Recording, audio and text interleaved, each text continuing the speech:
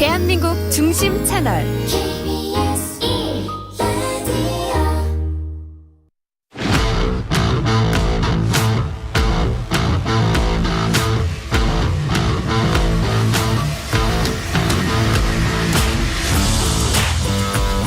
한상원의 스포츠.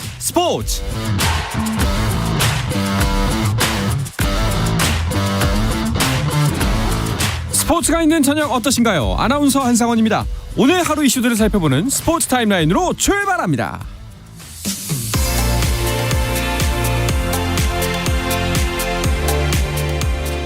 네, 프로야구 LG의 이천웅이 인터넷 도박 혐의를 인정했습니다. LG는 향후 검찰 조사와 KBO의 후속 조치에도 적극 협조할 예정이라고 밝히면서 사과문도 발표했습니다. 어수선한 분위기 속에서 LG는 두산과의 주말 3연전을 시작했습니다. 이승엽 감독 대 염경엽 감독, 그래서 여배 전쟁으로 불리는 이 대결. 마운드에는 알칸타라와 김윤식이 올라와 있습니다. 2회까지 한 점씩을 주고받은 두 팀, 팽팽하던 동점 상황에서 오스틴이 적시타로 LG의 리드를 만들어냅니다. 이어 김현수가 3타점 적시타로 크게 달아납니다. 5회 말 현재 7대1로 LG가 6점 차로 앞서 있습니다. 연승이 끊긴 선두 SSG의 새로운 상대는 공동 2위 NC입니다. 선두권의 순위 변동도 예상이 되죠. 송영진이 NC를 상대로 잘 던지고 있고요. 양 팀의 영의 균형은 SSG가 깨뜨렸습니다. 최지훈의 내야 땅볼로 한 점 먼저 가져가는 SSG. 6회 말 현재 그 점수 그대로 이어지면서 SSG가 1대0으로 앞서고 있습니다. 6연패의 늪에서 벗어난 삼성은 롯데전 뷰캐넌을 앞세워서 연승에 도전하고 있습니다. 먼저 2점 앞서갔던 롯데였지만 스테일리가 이재현에게 말로 홈런을 맞으면서 경기는 한 방에 뒤집혔습니다. 6회 말 현재 롯데가 한 점 추가하면서 4대3으로 삼성이 한 점차 리드를 가져가고 있습니다. 자, 이어서 기아 대 키움의 경기도 볼까요? 시즌 초반 팀 공격력이 8위에 머물면서 아쉬운 모습을 보여준 키움. 오늘은 이정후의 방망이가 되살아났습니다. 2타점 적시타를 포함해서 2개의 안타를 쳐내면서 키움의 공격을 살려내고 있습니다. 기아가 2점 추격했지만 메디나의 어이없는 복구와 이용규의 적시타로 2점 다시 달아나는 키움입니다. 자, 키움 6회 말 현재 7대2로 기아의 5점 차로 앞서 있습니다. 한화의 주말 3연전 상대는 KT입니다. 최은성이 한화의 공격 흐름을 주도하고 있습니다. 어제의 경기에 이어서 오늘도 적시타로 득점을 만들어내는 한화의 최은성. 하지만 4회 문상철의 2점 홈런을 포함해 3득점하면서 경기를 역전시키는 LG, KT. 하지만 한화 한 점 다시 추격하면서 5회 말 3대3 동점입니다. 네, 프로농구 4강 플레이오프 일정이 진행 중인 가운데 KT는 송영진 수석 코치를 새 감독으로 선임했다고 밝혔습니다. 계약 기간은 3년이라고 합니다. 자, 4강 플레이오프 경기 상황도 궁금하시죠? 창원 LG 대 서울 SK의 4강 1차전 대결이 진행 중입니다. 올 시즌 나이를 잊은 듯한 이관희와 김선영의 활약도 관심을 모으는 이 경기. 현재 4쿼터가 진행 중이고요. 67대 57로 SK가 10점 앞서 있습니다. 프로배구 V리그에서 처음으로 자유계약 선수 자격을 얻은 김연경이 고민 끝에 흥국생명에 잔류하는 쪽으로 분위기가 기울었습니다. 김연경은 복수의 구단으로부터 영입 제의를 받았지만 잔류 계약에 더 집중하기로 하고 적극적으로 영입 제의를 한 현대건설에 정중하게 계약 고사 의견을 전한 것으로 알려졌습니다. 김연경 측 관계자는 흥국생명 잔류 확정이라고 말할 수는 없다면서도 흥국생명과 더 깊이 논의하기로 한 것은 사실이라고 전했습니다. 미국 메이저리그에서는 템파베이가 개막 이후 13연승을 질주했습니다. 템파베이는 보스턴전에서 9대3으로 이기면서 역대 개막 최다 연승과 타이 기록을 세웠습니다. 템파베이는 내일 열리는 토론토 블루제이스와의 원정 경기에서 역대 개막 최다 연승 신기록에 도전합니다. 피츠버그의 배지와는 세인트루이스 카디너스전에서 슈퍼캐치에 이어 안타까지 기록하며 팀의 5대0 승리에 기여했습니다.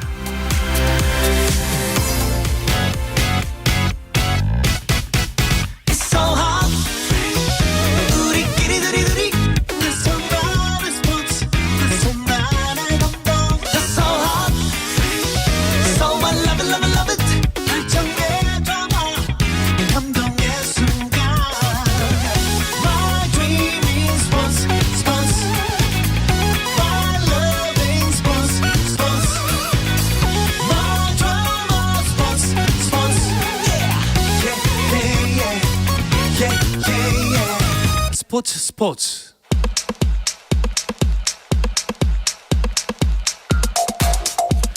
금요일 저녁에 축구 이야기 축구장 가는 길 시작하겠습니다. 축구 매거진 온사이드 편집장 배진경 기자, 스포츠조선의 박찬준 기자와 함께합니다. 어서 오십시오. 안녕하세요. 반갑습니다. 금요일 저녁입니다. 텐션 올립니다. 네.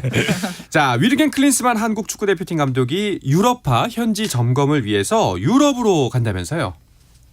네, 현재 미국에 체류 중인 클린스만 감독이 14일 날 유럽파 점검을 하기 위해서 유럽행 비행기에 오릅니다. 여정의 시작은 캡틴 손흥민을 만나기 위해서 가는데요. 15일 영국 런던 토트넘 호스퍼 스타디움에서 열리는 토트넘과 본머스의 경기를 보고요.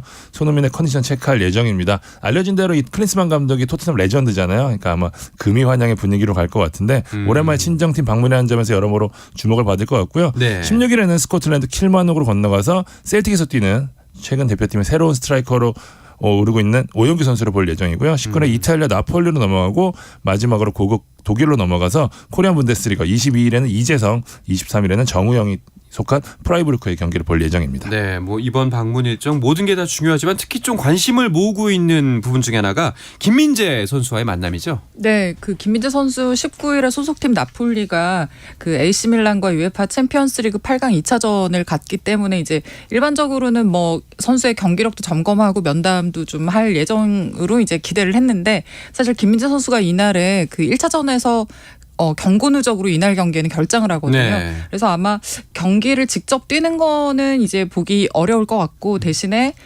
그 김민재 선수와 면담 시간을 좀 더 그 집중적으로 가지지 않을까 싶은데 김민재 선수가 3월 A매치 끝나고 나서 정신적인 피로감을 호소하면서 사실 그 대표팀에 좀 논란이 있었잖아요. 맞아요. 그래서 아마 그 선수의 그 정확한 어떤 심리 상태라든지 지금의 피로도라든지 사실 그 김민재 선수가 이번 시즌 굉장히 많이 뛰었거든요. 맞아요. 네, 그래서 아마 그런 부분들을 그 감독이 좀 잘 한번 좀 확인을 해보고 또 직접적인 어떤 케어도 있는 그런 시간이 되지 않을까 생각이 됩니다. 좀 다독이고 재정비할 수 있는 계기가 됐으면 좋겠다 하는 생각이 있습니다. 축구 대표팀 같은 경우에는 6월에 한일전 이야기가 나오는 것 같은데요. 근데 축구협회 측에서는 계획이 없다고 했네요. 아직 6월 A매치 상대가 아직 결정이 안 됐거든요. 뭐 제가 취재한 바로 일단 페루는 어느 정도 확정이 된 상태인데 두 번째 A매치 상대는 아직 결정이 안 됐는데 그러면서 일본 측 언론에서 이제 한일전 이야기가 나왔는데 예, 우리 쪽에서는 이제 아니라고 지금 반박을 한 상황이거든요. 제가 알고 있기로는 네. 굉장히 센 팀이랑 지금 추진을 하고 있습니다. 누군지는 말씀드리지 않겠습니다. 일본이 아니라. 네. 알겠습니다. 굉장히 센 팀. 뭐 네. 몇 팀 없기 때문에. 네. 네, 저희보다 센 팀 몇 팀 없잖아요. 네. 네.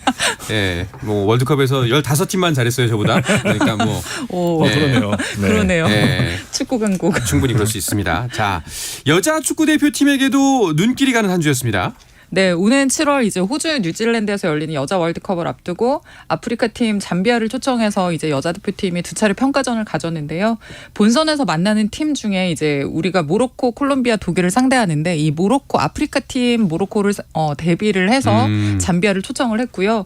이 잠비아와 두 차례 경기를 가져서 5대2, 5대0으로 승리를 거뒀거든요. 네. 두 경기에서 10골을 이제 쏟아냈으니까 굉장히 이제 좀 여자 대표팀 분위기는 좋은 상황이고요. 뭐 지난 2월에 이제 잉글랜드로 전지훈련을 가서 그 아놀드 클라크컵이라고 이제 그 친선 대회에 참가를 했는데 그때는 벨기에, 잉글랜드, 이탈리아 같은 유럽 팀을 상대했거든요. 네. 그래서 강팀들을 상대로 적응력을 키웠지만 사실은 3전 전패였어요. 그래서 어쨌든 실전 경험만 잘하고 돌아왔는데 이번에는 그 아프리카 팀을 상대로 승리까지 챙겨서 뭔가 좀 자신감을 회복하는 그런 계기가 된 것 같습니다. 그렇습니다. 특히 이번 대표팀에서 박은선 선수가 화제였어요. 이번 2연전의 최대 수확이 아닐까 좀 싶습니다. 네. 사실 콜릴벨 감독이 지난 7월 캐나다와의 친선 경기를 앞두고 처음으로 선발을 하고 나서 계속해서 이제 박은선 선수의 상황을 지켜봤던 터였는데요. 이번에는 직접 경기에 출전을 시켰습니다. 우리가 아무래도 상대적으로 약한 게 좀 높이와 힘이거든요. 네. 특히 이제 공격적으로도 그렇지만 저 개인적으로는 세트피스 수비에서 굉장히 필요성이 좋아서 어떻게든 활용하지 않을까라는 생각을 했었는데 실제 벨 감독이 1차전에서는 조커로 투입을 하고 2차전에 아예 선발 투입을 하면서 네. 상당히 많은 기회를 줬었는데 골까지 넣습니다. 도움도 기록하고요. 두 경기에서 3골을 넣으면서 이번 2연전의 최대 수확으로 떠올랐습니다. 그렇습니다. 박은선 선수 37이에요. 굉장히 나이가 많은 편인 거예요. 네, 맞습니다. 그 혹시 한국 여자 축구가 월드컵에 처음 참가한 해가 언제인지 아시나요? 처음 참가요? 네. 글쎄요. 저는 잘 2003년이거든요. 벌써 20년 전이죠. 예, 예. 그때 참가했던 선수가 박은선인데 와. 아직도 이제 그 대표로 이번 월드컵을 좀 기대를 하고 있으니까 대단한 거고요. 네. 그 사실 조금 전에 박찬준 기자도 언급을 했지만 특히나 그 박은선 선수가 활용할 수 있는 최대의 강점이 피지컬이거든요. 피지컬과 높이인데 그 벨 감독이 계속해서 우리가 뭐 아시안컵에 참가했을 때도 중국 팀에서 그렇게 키가 크고 피지컬이 좋은 선수들이 나오니까 우리 선수들이 굉장히 어려워했다라고 얘기를 했는데 그런 부분에서 굉장히 좀 강점을 발휘하면서 잘 버텨줄 수 있는 선수고 이번에 골을 넣었던 상황도 뭐 헤딩이라든지 아니면 그 세트피스에서의 수비 가담이라든지 또 박스 안에서 굉장히 그 포스트 플레이를 잘해주는 부분이 있었는데 박은선 선수 계속해서 이제 경기력이 좀 회복이 많이 되어서 좋은 모습 보이고 있는 것 같아서 보기에 좋았습니다. 네. 와, 근데 정말 박은선 선수가 여자 축구에 관심 있는 분들이라면 어떻게 하고 지냈을까? 그도 어디 있다가 이제서야 나온 걸까? 궁금해하시는 분들도 많을 것 같아요. 말씀하신 대로 2003년도에 이제 17세 나이 월드컵을 갈 정도로 네. 당시 이제 별명이 여자 박주영이라는 별명을 갖고 한국 축구가 가장 주목하던 선수였거든요. 네. 그러니까 볼 수 없는 사이즈, 그러니까 1m 80에 뭐 파워, 스피드 다 갖춘 선수였거든요. 말 그대로 요즘 말로 사기캐였는데 대표팀 뭐 그때 부상과 뭐 성별 논란도 있었고요. 개인 사정 등이 겹치면서 방황의 시기를 보냈고요. 대표팀 이탈로 뭐 자격 정지도 받았었고 또 무적 선수로 또 오랜 시간 또 시간을 보내기도 했었는데 대표팀에서 2015년 캐나다 월드컵 이후로 자취를 감췄고요. 하지만 그 사이즈랑 잠재력을 주목한 벨 감독이 다시 한번 기회를 줬고요. 이번 2연전을 통해 부활을 알리면서 한국 축구에 아주 귀중한 옵션을 하나 안겨주게 됐습니다. 일단은 뭐 확정적인 거는 우리 대표팀의 조커로서는 정말 굉장히 소중한 카드를 하나 얻은 거고 벨 감독은 이쯤 되면은 선발로도 고민해 볼만하지 않나요? 네, 처음에 이제 감독이 선수에게도 뭐 한 15분, 20분 정도 경기력에서 제 몫을 해주면 참 좋겠다라는 그런 요청을 했었는데 네. 이번에 그 잠비아전에서 1차전에서는 그 후반 45분을 소화시켰고 이제 2차전에서는 선발로 뛰게 해서 90분 풀타임을 뛰게 했거든요. 뭐 막판에 이제 교체가 되긴 했지만 거의 90분을 소화를 했고요. 그 박은선 선수가 기본적으로 경기 체력을 유지할 수 있다는 점을 이번 경기에서 확인을 했고 또 전혀 다른 이제 카드이기 때문에 그 벨 감독 입장에서는 그 새로운 옵션을 좀 추가할 수 있게 됐다는 점에서 이번에 굉장히 좀 어떤 카드가 좀 되고 있다라는 생각이 듭니다. 그렇습니다. 자, 이번에 있었던 여자 대표팀의 평가전 또 어떤 부분들이 눈길을 보았나요? 저는 일단 지소연이랑 최유리가 빠진 상황에서 거둔 승리라는 점, 그러니까 저희 핵심 자원이기 때문에 이 선수들이 월드컵에서 또 어떤 상황이 벌어질지 모르잖아요. 우리가 그런 부분에 대비를 했다는 것. 두 번째는 아프리카 팀을 상대로 면역력을 키웠다는 것. 네. 모로코가 또 반드시 잡아야 되는 상대이기 때문에 우리에게 좀 중요한 자신감을 심은 것 같고요. 세 번째는 좀 젊은 선수들의 가능성. 뭐 청가람 선수도 그랬고요. 또 막내 미드필더 배빈 선수도 그랬고 우리가 어린 선수들이 가능성을 보이면서 콜린 벨 감독이 지금 뭐 연령별 대표팀을 모두 커버하는 어드바이저로서 역할까지 하거든요. 한국 축구가 물론 월드컵도 굉장히 중요하지만 향후에 우리가 계속해서 좋은 성적을 거둘 수 있는 토대를 마련하면서 지금 움직이고 있다는 거는 굉장히 좀 주목해 볼 필요가 있을 것 같습니다. 그렇습니다. 이제 한 석 달 정도 남았네요. 네, 뭐 한 95일 조금 더 남아 있는 그런 상황인데요. 그 벨 감독은 이제 여자 대표팀을 예전에 히딩크 감독처럼 그 프로 팀처럼 운영을 하고 있거든요. 네. 뭐 사실 여자 축구의 자원이 좀 한정적인 부분도 있지만 그 뽑았던 선수들을 계속해서 이제 계속해서 소집을 하면서 계속해서 조직력을 다져가고 있는 상황이어서요. 앞으로 이제 3개월 동안에는 좀 조직력을 더 강화하는 그런 시간을 만들 것 같고 일단 이 선수들은 이번 친선 경기 끝나고 소속팀으로 다 복귀를 해서 이제 6월 중순에 재소집할 예정입니다. 그리고 7월 초에는 이제 국내에서 출정식을 겸한 평가전을 한 번 더 갖고 네. 한 7월 10일 정도로 예상을 하고 있는데 이때 아마 이제 월드컵 본선에 나설 최종 엔트리가 확정이 되고요. 그리고 이제 7월 중순에 여자 월드컵이 열리는 호주로 이제 출국을 할 예정입니다. 알겠습니다. 자, 이어서 K리그 이야기도 궁금하실 텐데요. 이야기는 잠시 쉬었다가 와서 계속해서 나누도록 하겠습니다. KBS 1라디오의 모든 프로그램은 유튜브로도 함께 하실 수가 있습니다. 물론 한상원의 스포츠도 유튜브에서 볼 수 있으니까요. 많은 관심 부탁드리겠습니다.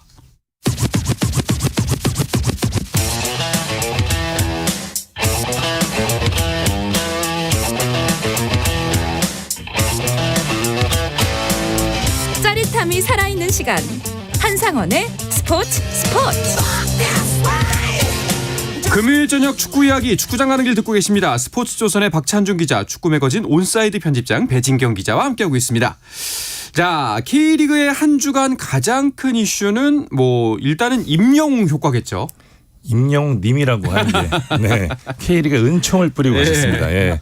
K리그가 진짜 제가 좀 장모님이랑 같이 사는데 제 장모님이 축구 얘기를 하시는 걸 제가 거의 그것도 K리그 얘기를 하시는 걸 네. 제가 좀 못 모시고 가서 좀 아쉽긴 하지만 어쨌든 그 정도로 지금 많은 분들이 관심을 보이셨거든요.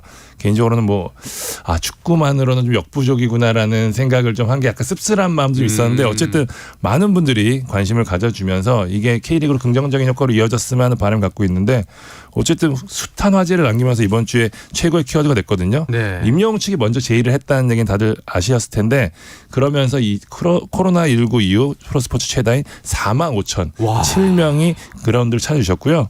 임영웅의 왼발, 힘찬 시축, 슈퍼볼 하프타임 아니냐 부릴 정도의 이 하프타임 공연, 네. 경기 후 쓰레기를 치우고 간 이런 여러 이야기, 거의 위인전 수준의 얘기들이 계속해서 나오면서 K리그에 큰 미담을 남기고 떠났습니다. 저는 이 부분이 제일 좀 감동적이었던 게 사실 축하 공연 많이 하죠. 시축도 하고요. 근데 와서 바쁘잖아요, 연예인들. 그 시축 본인이 담당한 행사만 하고 싹 사라지거든요. 그런데 90분간 내내 경기를 다 보고 마무리까지 하고 갔다라는 지점이 좀 굉장히 좀 고마운 일이다라는 생각이 들더라고요. 네, 진짜 축구에 진심인 네. 그런 그 가수인데요. 기본적으로 축구를 좋아하는 분이기도 하고 그 축구에 대한 존중을 보여줬다는 게 굉장히 저는 좀 인상적이었는데 지금 말씀하신 대로 시축도 하고 공연도 했는데 공연을 할 때 그 댄서들이랑 같이 그라운드를 밟으면서 전부 다 축구화를 신었더라고요. 네. 사실 그건 잔디를 보호하고 이 축구의 진짜 주인에 대한 어떤 그 예의이기도 그렇죠. 한 거거든요. 그래서 그런 부분도 굉장히 세심하게 신경을 썼고 또 제가 이제 이런 거는 좀 더 조사를 해봐야 나오는 건데 영웅 시대라고 임영웅의 팬클럽의 네. 컬러가 이제 하늘색이잖아요. 네. 근데 공교롭게도 그날 경기를 했던 상대가 대구였고 대구의 컬러가 또 하늘색이잖아요. 하늘색 유니폼을 입고 뛰잖아요. 그렇죠, 그렇죠. 그래서 임영웅 님이 네. 그 팬덤에 그 하늘색만 빼고 이제 복장을 좀 입어주면 좋겠다라는 이런 당부도 했더라고요. 굉장히 좀 세심하다는 생각이 들었고 사실 저는 개인적으로는 이런 어떤 효과가 전혀 놀랍지가 않은 게 제가 그쵸. 몸담았던 그 매체에서 한번 임영웅님을 네. 표지 모델로 해서 이제 저희가 한번 인터뷰하고 촬영을 했던 적이 있는데 저희가 그 매거진을 한국판을 만든 이래 처음으로 제 인쇄에 들어갔던 적이 있었습니다. 이 팬덤의 그 막강한 파워에 대해서는 일찌감치 실감을 했던 터여서 굉장히 좀 엄청난 분이라는 거 알고 있고요. 어쨌든 그 축구에 굉장한 진짜로 진심을 가지고 축구를 좋아하는 분이어서 굉장히 이번에 그 K리그를 통해서도 그런 모습들이 많이 보였다고 생각이 됩니다. 감사한 일이네요.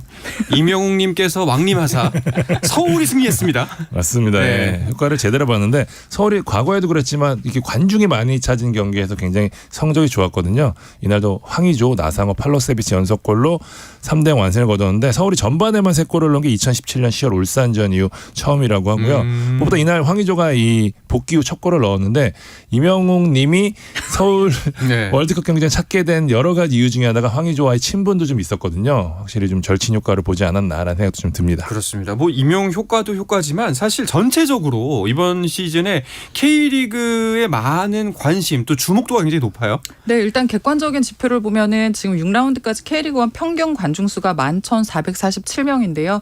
이게 2013년에 11,206명 이후에 최다이고 또 10년 만에. 네네. 유료 관중 집계 이후 최다 관중수거든요. 연맹에서도 그렇고 구단에서도 분석을 좀 시도를 하고 있는데 사실 현장 관계자들한테 좀 물어보면 본인들도 어리둥절할 정도로 계속 관심이 유지가 되고 있다는 점을 좀 이제 반갑게 받아들이고 있는 그렇게 좀 체감을 하고 있고요. 그 연맹 관계자들 얘기를 좀 들어보면 기본적으로는 이제 2022년 월드컵에서 우리 그 나라가 좋은 축구를 보여주면서 그 관심이 일부 이제 K리그까지 유지가 되고 있는 현상이 분명히 있고 두 번째로는 또 코로나19 팬데믹 이후에 시즌 개막 시점에 처음으로 이제 거리두기 제한이 없는 그런 시즌이 올해인 거예요. 그렇죠. 그래서 구단에서도 굉장히 적극적으로 좀 홍보를 하고 이벤트를 준비를 했고 또 관중들은 마침 이제 봄이기도 하니까 나들이로 이 축구를 좀 선택을 했는데 가볼까 했던 마음들이 실제 경기장에서 와서 보니까 재밌더라가 되는 그런 상황인 것 같아요. 근데 실제로 이제 그 재밌다라는 게 그 경기당 평균 득점이 지금 거의 한 2.5골 이상으로 계속해서 지금 많은 골들이 나고 있거든요. 네네. 이 재밌다라는 어떤 경험들이 계속해서 다음 다음 경기에 대한 기대감으로 좀 이어지는 것 같고 또 그 앞서 얘기했던 이명용 효과도 분명히 있는 것 같고요.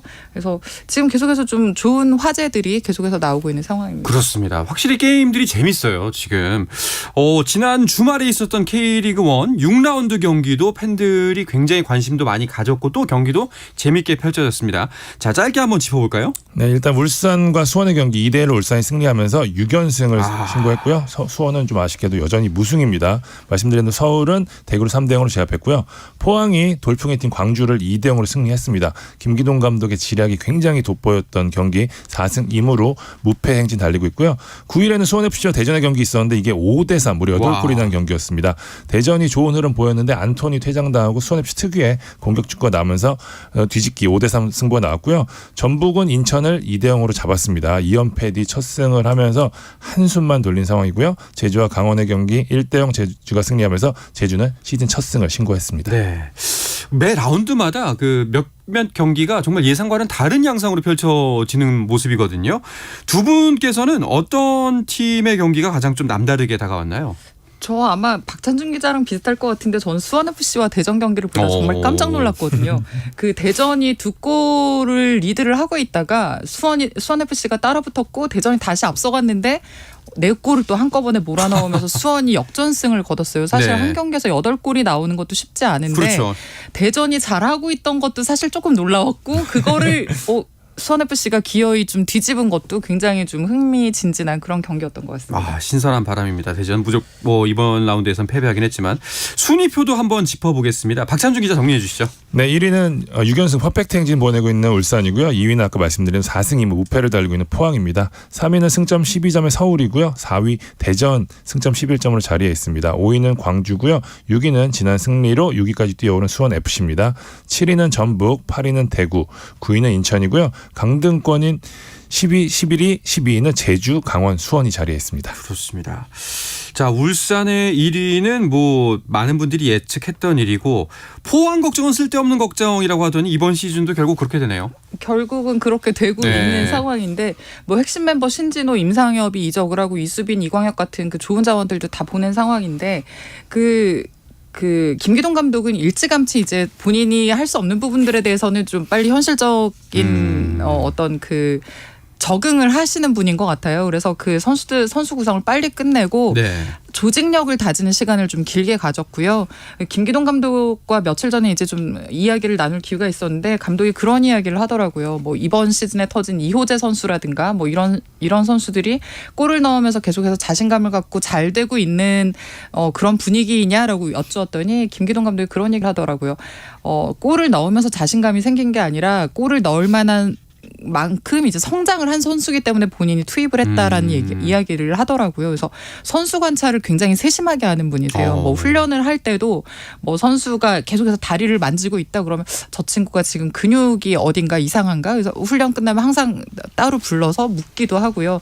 표정이 어두우면 따로 이제 또 불러서 뭐 너 집에 안 좋은 일 있니? 뭐 걱정 있니? 뭐 무슨 일 있니? 다 이렇게 좀 챙기는 모양이더라고요. 그래서 굉장히 좀 세심하게 선수를 관찰하면서 그 경기에서 가장 좀 잘할 수 있을 것 같은 선수를 가장 좀 효율적으로 활용할 수 있는 카드로 쓰는 것 같다는 그런 생각이 들었습니다. 많은 분들이 이제 포항의 승리의 원인 중에 가장 크게 꼽는 것 중에 하나가 김기동 감독의 지략인데 그럴만하다는 생각이 드네요. 알겠습니다. 자, 7라운드도 기대가 됩니다. 먼저 7라운드는 연승 중인 울산 그리고 제가 아까 말씀드린 돌풍의 팀 대전이 만나네요. 네, 1위와 4위 팀의 맞대결이 됐습니다. 디펜딩 챔피언 방문 때문에 뭐 대전 월드컵 경기장에 벌써부터 뭐 1만 4천 장의 예매표가 팔렸다고 하는데 두 팀이 만난 게 8년 만입니다. 마지막 맞대결 10번의 결과를 봤더니 6승 3무로 울산이 절대 우위에 있더라고요. 이날 관심사 역시 울산의 7연승 여부인데요. K리그에서 개막 후 7연승을 거둔 게 지금까지 딱 2번입니다. 승강제 도입 후에는 없었고요. 1998년 수원, 2003년 성남밖에 없었는데 두 팀이 결국 우승을 차지했거든요. 그러니까 울산 입장에서는 이 기록이 상당히 신경이 쓰일 것 같습니다. 20여 년 전이네요. 네. 뭐 현재까지 나오는 모습 보면은 화력으로는 두 팀 다 만만치 않죠. 네, 맞습니다. 울산이 지금 13골이고 대전이 14골인데 그 자책골이 있기 때문에 사실상 두 팀의 지금 화력이 동률이라고 보시면 되고요. 이제 다만 이제 조금 더 어떤 균형적인 면에서 보자면은 울산은 실점이 4실점밖에 안 되고 국내 최고의 이제 그 수비진을 자랑한다고 볼 수 있겠고요. 대전은 이제 11실점이기 때문에 이 수비에 조금 약점이 있습니다. 아마도 울산이 그 지점을 굉장히 좀 공략을 할 것 같은데 대전 같은 경우는 또 선두를 상대로 좋은 경기를 보여주고 싶은 마음이 분명히 있을 그렇죠. 거기 때문에 네. 뭔가 이제 좀 다른 카드를 가지고 나오지 않을까 이번에 좀 기대를 하고 있습니다. 네. 자, 그리고 7라운드에서는 공교롭게도 이제 상위권 4팀이 맞대결을 펼칩니다. 포항 대 서울도 경기가 예정돼 있죠. 맞습니다. 승점차가 2점밖에 나지 않기 때문에 이번 경기 결과에 따라서 2위까지 3위도 서울도 기회가 있는데요. 뭐 포항 같은 경우는 계속 말씀드린 대로 이 기동 매직 앞서서 무패를 달리고 있는데 이날 승리하면 시즌 처음으로 3연승에 성공하게 됩니다. 서울은 FA컵 패하면서 약간 분위기가 꺾이긴 했는데 일단 황의조 선수가 득점포를 가동했기 때문에 이번 경기도 좀 기대를 걸 것 같고요. 재미있는 게 안익수 감독이 김기동 감독을 상대로는 3승 1무로 절대 우위입니다. 네. 과연 이날 어떤 승부를 펼칠지 관심이 모아집니다. 자, 이 외에도 주말에 펼쳐질 경기들 일정을 한번 정리를 해 주시죠. 네, 4월 15일에 수원과 제주의 경기 수원 월드컵 경기장에서 있고요. 포항과 서울의 경기 포항 스틸야드, 수원FC와 전북의 경기가 수원 종합운동장에서 있습니다. 4월 16일에는 강원과 인천의 경기가 춘천 송암구장에서 있고요. 대전과 울산의 경기 대전 월드컵 경기장에서 예정되어 있고 대구와 광주의 경기가 대구 은행파크에서 열릴 예정입니다. 그렇군요. 자, 전북이 이제 분위기 반전에 시동을 걸어야 할 텐데 상대가 수원FC네요. 네, 지난 인천전에서 2대0 승리가 걸리면서 한숨을 돌렸는데 아직까지 분위기는 올라오진 않았습니다. 네. 뭐 팬들과의 관계도 여전히 좀 불편하고 경기력도 좀 썩 좋진 않거든요. 수원FC 지난 경기에서 워낙 좋은 모습을 보였기 때문에 이번 경기 쉽지 않을 것 같은데 김선식 전북 감독과 이 김도균 수원FC 감독이 절친이거든요. 굉장히 친한 사이인데 공교롭게도 2021년에는 수원FC가 2승 2무로 무패였고요. 2022년에는 전북이 3승으로 시즌을 마쳤거든요. 양팀 감독이 상반된 흐름을 보였다는 점에서 올 시즌 첫 경기 어떤 결과가 나올지 좀 재밌을 것 같습니다. 네. 이외에도 어떤 경기 주목해서 보시면 이번 주말 잘 보낼 수 있을까요? 네. 저는 강원과 인천의 경기 좀 주목해서 보셔야 될 것 같은데 약간 조금 안 된 네. 지금 두 팀입니다. 분발해야만 하는 네, 팀들. 뭐 지금 하위권에 있는데요. 강원 같은 경우는 지금 첫 승이 아직까지 없습니다. 네. 강원이 좀 그 첫 승을 거둘 수 있을지 그리고 또 빅4를 기대했던 인천 지금 하위권에 있는데 상위권으로 이제 오르려면 좀 이번 주말에는 뭔가 그 전환점을 만들어야 되거든요. 이번 주말 좀 경기 기대해보고 있겠습니다. 네, 자, 축구와 함께 즐거운 주말 보내시기 바라겠습니다. 자, 금요일에 축구 이야기 축구장 가는 길은 마치겠습니다. 축구 매거진 온사이드의 편집장 배진경 기자 그리고 스포츠조선의 박찬준 기자와 함께했습니다. 두 분 고맙습니다. 고맙습니다. 감사합니다. 네, 주말 스포츠는 9시 20분부터 함께 하실 수 있습니다. 저는 월요일 저녁 8시 30분에 다시